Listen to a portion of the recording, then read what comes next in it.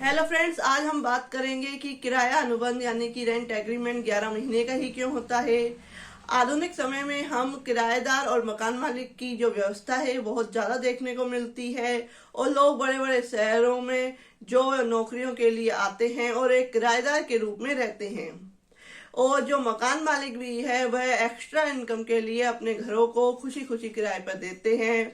तो इस तरह से वह बेहतरीन आय का इनकम एक मकान मालिक के लिए बन जाता है।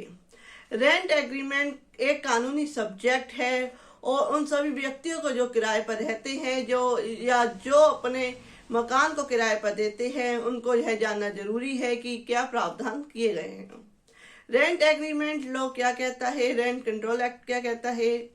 तो रेंट कंट्रोल एक्ट हर राज्य में अपना डिफरेंट एक्ट है और इसे कंट्रोल करने के लिए हर राज्य ने अपना अलग अलग रेंट को कंट्रोल करने के लिए अपना अलग अलग रेंट एग्रीमेंट यानी कि रेंट कंट्रोल एक्ट बनाया है।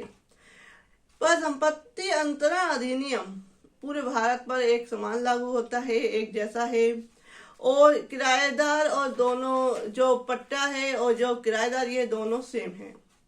अब प्रश्न लगता है कि 11 महीने का ये एग्रीमेंट क्यों होता है।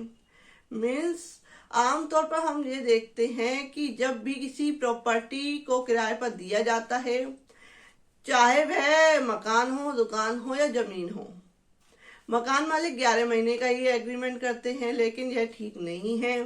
जरूरी नहीं है कि एग्रीमेंट 11 महीने का ही हो। 11 महीने का रेंट एग्रीमेंट जैसी कानून में कोई व्यवस्था नहीं है। कोई भी रेंट एग्रीमेंट को कोई भी ऐसा प्रोविजन नहीं है जो कि रेंट एग्रीमेंट को एक टाइम देता हो।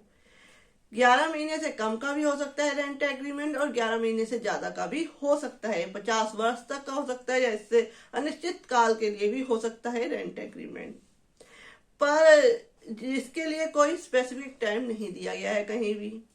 यदि 11 महीने से अधिक का कोई रेंट एग्रीमेंट कराता है तो उसका रजिस्ट्रेशन कराना जरूरी होता है। इसका प्रोविजन भारतीय रजिस्ट्रेशन एक्ट के अंतर्गत मिलता है, जहां यह स्पष्ट रूप से लिखा हुआ है कि अगर आप 11 महीने से अधिक का कोई रेंट एग्रीमेंट कराते हैं या किसी प्रॉपर्टी को लीज पे देते हैं तो रजिस्ट्री ऑफिस में जाकर रजिस्ट्री कराना जरूरी होता है।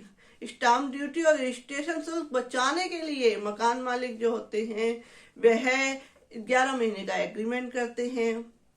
रेंट एग्रीमेंट को मकान मालिक 11 महीने से अधिक का बनवाते ही नहीं है और उस रेंट एग्रीमेंट पर लिख देते हैं कि 11 महीने के बाद कितना किराया भरेगा या क्या किराया होगा।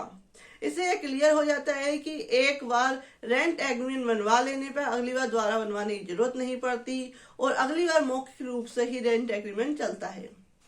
रेंट एग्रीमेंट को 1000 या 500 रुपए के नॉन जुडिकल स्टाम्प पर लिखवाकर किसी नोटरी पब्लिक वकील से नोटरी करवाकर बनवाया जा सकता है। इसकी तफ्तीश कराने के लिए किरायानामा को कानूनी मान्यता मिल जाती है। यदि आपको मेरी ये वीडियो पसंद आई हो तो please like and share my video and subscribe my channel. Thank you.